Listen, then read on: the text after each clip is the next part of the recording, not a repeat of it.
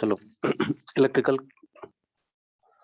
के diploma course में एक सब्जेक्ट है इलेक्ट्रिकल एस्टिमेशन एंड कॉस्टिंग। आज हम लोग उसको को स्टार्ट करते हैं। इलेक्ट्रिकल एस्टिमेशन एंड कॉस्टिंग क्या है और इसको हम देखेंगे कि इसके सिलेबस में और रेसिडेंशियल कमर्शियल इंडस्ट्रियल को कैसे इंस्टॉलेशन करना है। पार्ट बाय पार्ट हम लोग एक एक करके चलेंगे। तो सबसे पहले तो हम लोगों को ये जानना जरूरी होता है कि ये सब्जेक्ट जो है इलेक्ट्रिकल एस्टिमेशन एंड कॉस्टिंग है क्या। तो जैसा कि हम लोग जानते हैं कि किसी भी काम को हमको अगर स्टार्ट करना है तो क्या होता है कि हमें उसमें वेरियस जो मटेरियल काम रिक्वायर्ड है काम करने के लिए, उसमें कितनी उसकी क्वांटिटी लगेगी, उस पे क्या कॉस्ट होगा, अगर हम उसमें लेबर इन्वॉल्व कर रहे हैं तो लेबर का क्या कॉस्ट कॉस्ट आएगा पूरे काम को कंप्लीट करने में। तो ये सब चीजों के लिए हम लोग क्या करते हैं, एक लिस्ट बनाते हैं। ठीक है ना। तो जो लिस्ट बनाते हैं वो हमारा यहाँ पे क्या है, एक तरह एस्टिमेशन है कि हम अनुमान लगा रहे हैं कि हमारे काम करने में कितना मटेरियल का रिक्वायरमेंट है, कितना हमारा वहाँ पे कॉस्टिंग आएगा।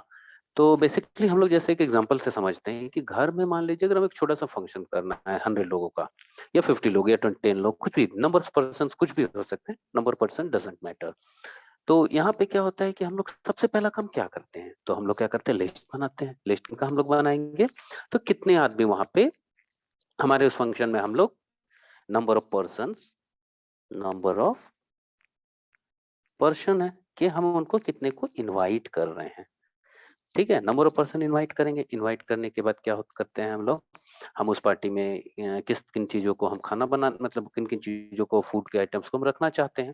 तो जब हम फूड के आइटम को रखना चाहते हैं तो हम लोग क्या करते हैं कि वो कैटर को बताते हैं। तो दो चीज हमें बताना है कैटर को कि हमें ये नंबर ऑफ पर्सन कितने हैं। तो नंबर ऑफ पर्सन मान लीजिए 100 है। इसके बाद कितने आइटम्स बनाने हैं, हमें 10 आइटम बनाना है। तो वो कैटरर क्या करता है, इन 100 पर्सन जो पर्सन है इनके अनुसार 10 आइटम जो खाने का बनाना है उसमें क्या मटेरियल लगना है, चावल क्या लगेगा, दाल क्या लगेगा, और भी जो एक्स्ट्रा मटेरियल वो क्या क्वांटिटी लगेगा। तो जो क्वांटिटी लगेगा वो हमें बताता है और उसके बाद हम वो क्या करते हैं, मार्केट से जाकर उन चीजों को परचेज करते हैं। क्या बेनिफिट है उनका, हम लोग डायरेक्ट मार्केट से भी तो ला सकते हैं कि 100 लोगों का खाना है बनाना है तो कुछ भी मटेरियल उठा के ले आए। तो इसमें क्या प्रॉब्लम आएगा कि हो सके मटेरियल बहुत ज्यादा हो जाएगा, हो सके मटेरियल हमारे पास कम हो जाए। मटेरियल ज्यादा अगर हम ले आते हैं तो क्या होगा, पैसे का नुकसान होगा। मटेरियल कम लाते हैं तो क्या होगा कि हमारा वो काम है जो बीच में भी रुक सकता है। तो ये तो हो गई बात खाने की। तो सेम काम अगर हम इलेक्ट्रिक एस्टीमेट किसी भी की बिल्डिंग को, चाहे इलेक्ट्रिफिकेशन का काम कर रहे हैं, चाहे वो रेसिडेंशियल हो, कमर्शियल हो, इंडस्ट्रियल हो, किसी भी का भी, तो उसमें क्या है, हमें एस्टिमेशन और कॉस्टिंग निकालना बहुत मतलब कंपलसरी चीज है।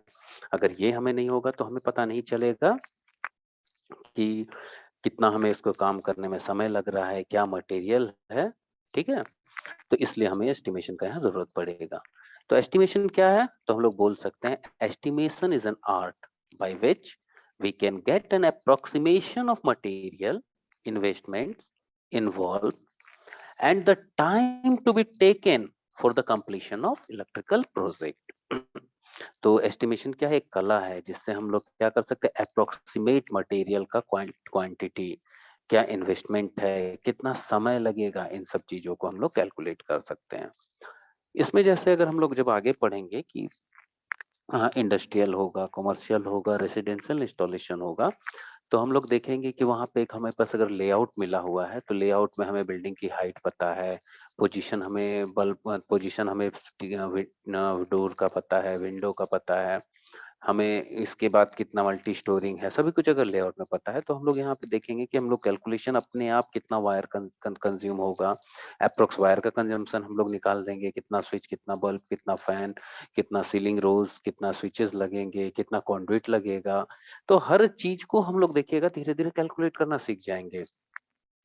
ठीक है ना। तो अब एक सवाल आएगा कि सर जब हम लोग प्रैक्टिकली करते हैं तो हमें एक क्या करते, जो भी हम अगर घर काम करवा रहे हैं तो लेबर या जो भी मिस्त्री हैं वो क्या करते हैं कि अप्रोक्स बोल देते हैं इतना वायर ले आइए।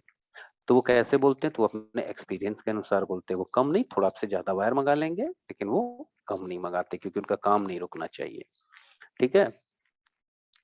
तो अभी के इतने के डिस्कशन में अभी तक क्या हम लोग एक लाइन मतलब एक टॉपिक है जो कि इसमें कवर हो सकता है इस डिस्कशन में कि purpose of electrical estimation and costing. क्या पर्पस है हमारा इलेक्ट्रिकल एस्टिमेशन कॉस्टिंग का, तो to know about the budget, and complete detail of the material required, कि हमारा क्या बजट लगने जा रहा है, पूरा यहाँ कितना मटेरियल रिक्वायरमेंट है, वो हम डिटेल को यहाँ कैलकुलेट कर सकते हैं किसी भी काम को कंप्लीट करने में। ठीक है ना। और अगर सबसे पहली बात है कि किसी भी काम को करने के पहले मनी बहुत बड़ा इम्पोर्टेंट फैक्टर है, कि हमारा लेबर चार्ज क्या होगा, उसमें टूल्स जो लगेंगे, इक्विपमेंट लगेंगे, उनमें क्या कॉस्टिंग आएगी। तो उसी हिसाब से हर आदमी अपना घर का काम या किसी भी तरीके का काम को बजट को देख के ही किया जाता है। तो ये हेल्प करता है क्या, तो how much money it will cost for work till completion, कितना उसमें पैसा लगने जा रहा है पूरा कंप्लीशन। तो ये पहला पॉइंट हो गया। ठीक है, पहला पॉइंट हमारा क्या हो जाएगा, बजट। बजट के बारे हम जान लेते हैं। इसके बाद दूसरा हमारा क्या हो जाएगा, पर्पस में होगा कि क्वालिटी ऑफ मटेरियल रिक्वायर्ड या क्वांटिटी ऑफ मटेरियल रिक्वायर्ड। इसमें अगर जो भी हमारा मटेरियल आ रहा है तो उसमें क्वांटिटी, कितना क्वांटिटी लगेगा। ठीक है, किस क्वालिटी का लगेगा मटेरियल, किस क्वालिटी का मटेरियल हम लोग यहाँ पे यूज करेंगे। तो ये दोनों चीज हमारा पता हो गया हमें। और इसके बाद अगर जब मान लीजिए कोई भी हम काम करने जा रहे हैं, ठीक है, एग्जीक्यूशन जब हम काम करते हैं, तो अगर हमें पता है कि अगर हम ड्राइंग देख के पहले, मतलब किसी भी घर के ड्राइंग को हम पहले बना लेंगे, समझ लेंगे, तो क्या होगा ना कि जब हम किसी काम को स्टार्ट कर रहे हैं तो काम को स्टार्ट करने में सबसे इकोनॉमिकल प्रोसीज्योर क्या है, ठीक है ना, इकोनॉमिकल प्रोसीज्योर क्या है वो हम फाइंड कर सकते हैं। अगर हम किसी भी चीज का पहले ही एस्टिमेशन कॉस्टिंग करेंगे, तो किसी ड्राइंग को देख के करेंगे, तो हमें पता चल जाएगा कि इसमें सबसे शॉर्टेस्ट पाथ कौन सा है। हम उसके हिसाब से कैलकुलेशन करेंगे, तो इससे क्या होगा, हमारा मनी का मिसयूज होना क्या होगा, मिसयूज ऑफ मनी बचेगा। ठीक है, मनी के मिसयूज को हम लोग रोक पाएंगे, क्या कर पाएंगे, मनी के मिसयूज को अवॉइड कर पाएंगे। ठीक है, कि सबसे बड़ा फैक्टर यहाँ पे पैसा ही है। और इससे भी बड़ा चीज क्या है, टाइम। ठीक है ना, टाइम क्या है यहाँ पे हमारा, इस जो भी टाइम है कंप्लीशन ऑफ वर्क का, तो उसको हम लोग अगर पहले प्रॉपर रिक्वायर मटेरियल हमारा कॉस्टिंग कर लेंगे, तो हमें कितना मटेरियल लगना है, कितना सामान है, वो हमें पता रहेगा। तो उससे क्या होगा कि मटेरियल का जो सप्लाई है वो रुकेगा नहीं। जब सप्लाई नहीं रुकेगा तो क्या होगा कि मटेरियल का शॉर्टेज नहीं होगा, और हमारा टाइम भी यहाँ पे क्या होगा, सेव होगा हमारा टाइम। तो कोई भी काम करने से, मतलब स्टार्ट करने के पहले हमें कॉस्टिंग कितना जरूरत है, एस्टिमेशन कॉस्टिंग का, तो इससे समझ में आ गया होगा कि हमारा पर्पस क्या है। ठीक है, तो एस्टिमेशन कॉस्टिंग क्या है, हम लोग पर्पस क्या है, वो हम लोग जान चुके हैं। इसके बाद क्या होता है कि जैसे अगर हम कभी भी एस्टिमेशन कर रहे हैं, ठीक है, तो उसमें क्या क्या एलिमेंट्स हैं, एलिमेंट्स,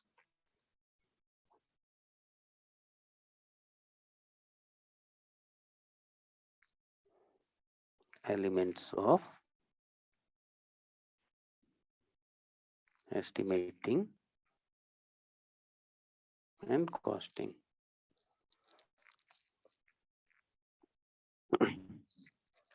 तो जैसे अगर हम कहीं किसी चीज का भी एस्टिमेशन बना रहे हैं, तो हम लोग क्या करते हैं कि जो भी मटेरियल मंगाना है, तो उसका क्या होता है, पहला जो भी मटेरियल, कभी जैसे लोग हम सामान कुछ खरीदते हैं दुकान से, तो उसमें क्या रहता है, पहला सीरियल नंबर होगा, डिस्क्रिप्शन मटेरियल का होगा, कितना क्वांटिटी लगना है, कितना यूनिट लगना है, पर यूनिट रेट क्या है, तो ये पर यूनिट के बाद क्या होगा, मान लीजिए अगर 1 रुपए का एक पेन है और 100 पेन लेना है, तो 1 × 100 होगा, कितना क्वांटिटी लगना है, उनका रेट क्या होगा, और लास्ट में रिमार्क होगा।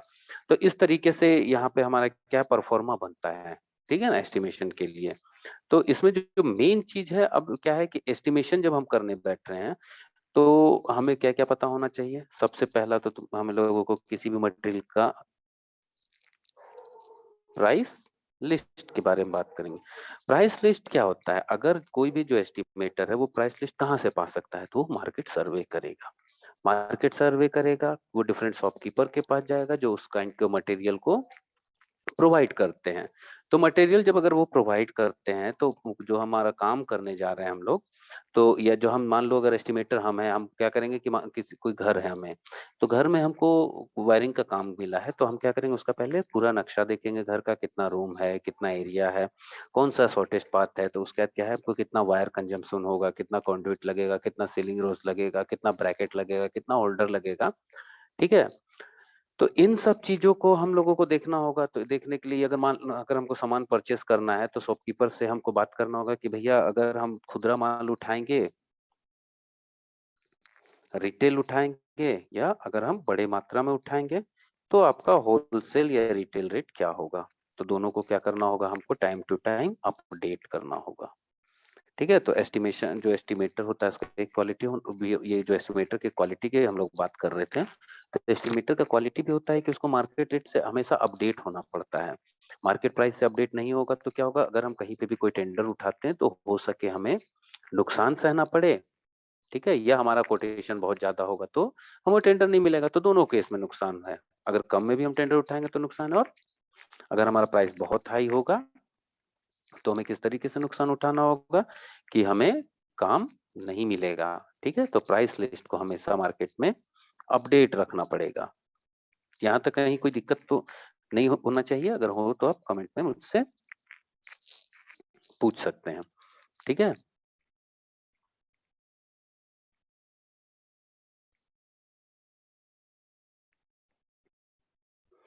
तो ये जो हम लोग पढ़ रहे हैं elements of estimation and costing, तो इसमें क्या है कि प्राइस लिस्ट जो अगर हम तो पता चल गया किस रेट में देंगे। इसके बाद क्या आता है, एक नेट प्राइस लिस्ट होगा।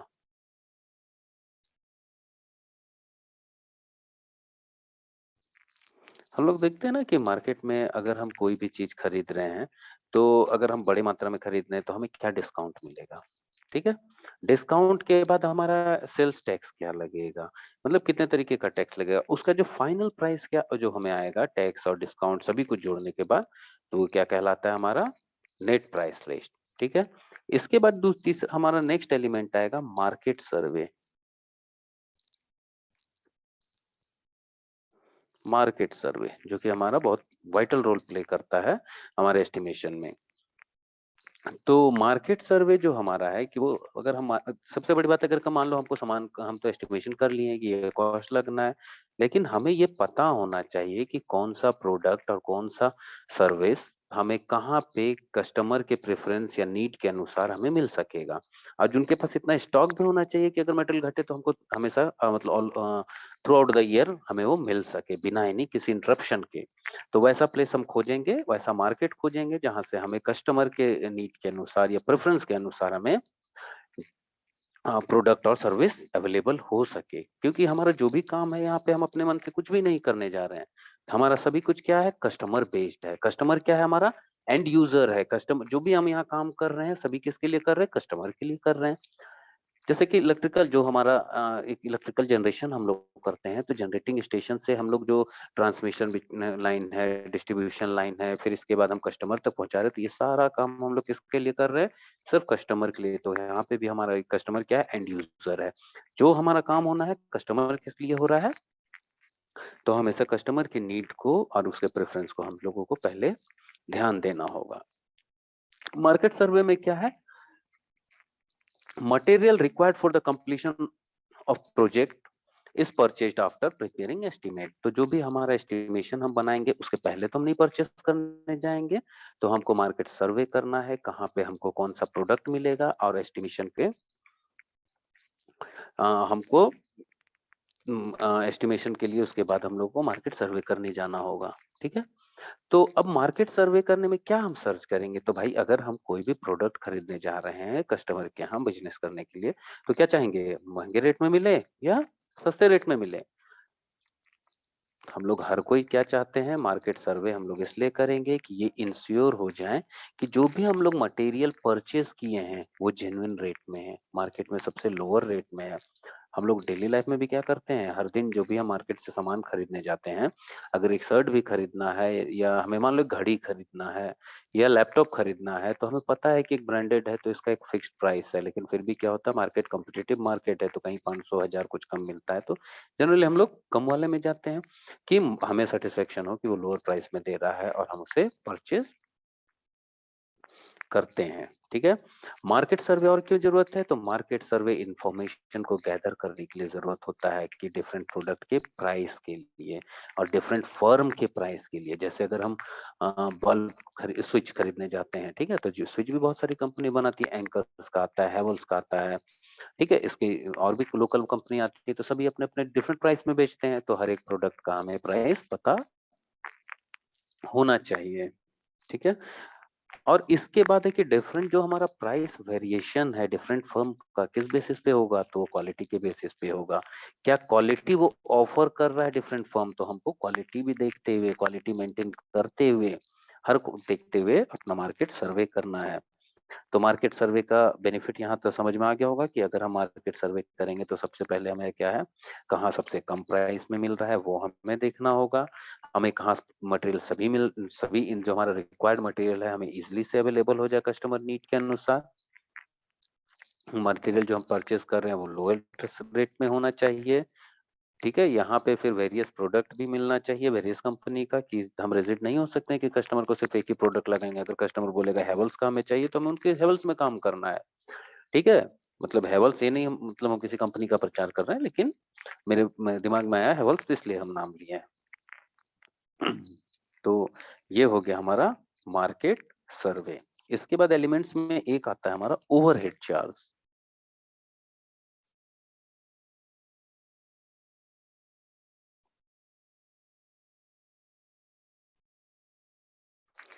ओवरहेड चार्ज, तो अगर हम कहीं पे भी कुछ काम करने जा रहे हैं, कोई भी टेंडर उठा रहे हैं, तो किन किन चीजों को देखते हुए हम लोग प्राइस को फिक्स करते हैं। ठीक है, हम लोग सोचते हैं कि मतलब मार्केट में कोई भी चीज अगर है तो प्राइस उनके पीछे फिक्स करने में क्या क्या आ जाते हैं, तो वो हो गया हमारा ओवरहेड चार्ज में आएगा। ठीक है, अब जैसे हम अगर हम काम करने जा रहे हैं किसी के यहाँ, तो मेरे अगर कोई ऑफिस है, मेरे अंदर कोई एडमिनिस्ट्रेटिव स्टाफ है, हमको रेंट लगने जा रहा है, ट्रैवलिंग एक्सपेंसेस है, अगर हम एडवर्टीजमेंट कर रहे हैं तो उसके लिए इलेक्ट्रिसिटी जो हम यूज करेंगे, अगर वाटर हम यूज कर रहे हैं, या फिर हमारा किसी इंश्योरेंस जो हम कर रहे हैं कस्टमर का, या कुछ भी चीज का भी वहां पे जो हमारा रिक्वायरमेंट है, तो ये सब चीज क्या है कि हम अपने घर से तो लगा के काम नहीं करेंगे। हम जो हम काम कर रहे हैं, हम किसी के यहाँ टेंडर उठा रहे हैं, काम कर रहे हैं, तो ये सब एक्सपेंसेस हम वहाँ जोड़ा जाता है। तो जो नॉर्मली 15 से 20% के आसपास का जो टोटल एस्टिमेट मटेरियल होता है वो लेबर एक्सपेंस होता है और ओवरहेड एक्सपेंसेस में आता है। तो ओवर एक्सपेंसेस भी यहाँ पे डिवाइड होगा। अगर हमारे पास कोई जो मेंटेनेंस का मतलब दो तीन तरीके के स्टाफ होते हैं, कुछ एडमिनिस्ट्रेटिव स्टाफ होंगे, कुछ हमारा टेक्निकल स्टाफ होंगे। एडमिनिस्ट्रेटिव स्टाफ कहने का मतलब है कि जो लोग अब सैलरी पार्ट और मतलब हमारा ऑफिस वर्क देख रहे हैं, ठीक है, तो वो क्या कहलाएंगे हमारे लिए, एडमिनिस्ट्रेटिव स्टाफ, जैसे कि परचेज सेक्शन हो गया, सेल सेक्शन हो गया, सैलरी सेक्शन हो गया, अकाउंट सेक्शन हो गया। तो ये सब कहीं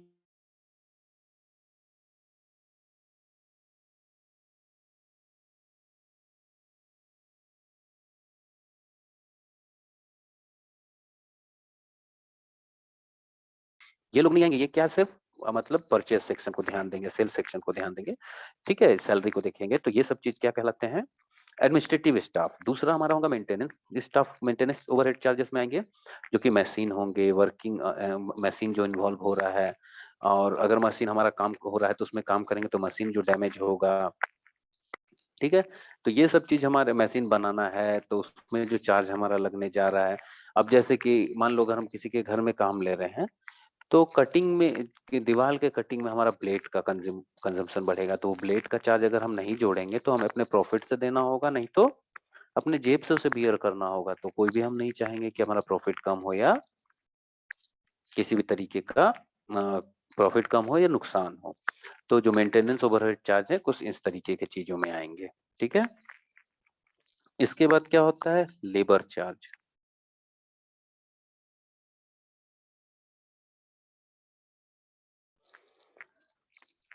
ठीक है, लेबर चार्ज जैसे अगर हम क्या फिक्स होता है, दो तीन तरीके का हम लोग इसमें देखते हैं कि पर पॉइंट चार्ज भी किया जाता है या एक फिक्स चार्ज भी किया जाता है।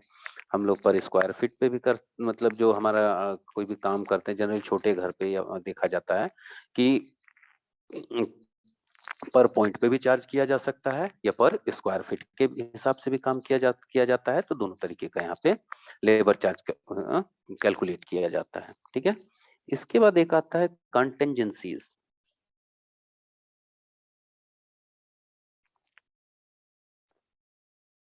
कंटेंजेंसीज क्या होता है, ठीक है, अगर हम आज काम स्टार्ट कर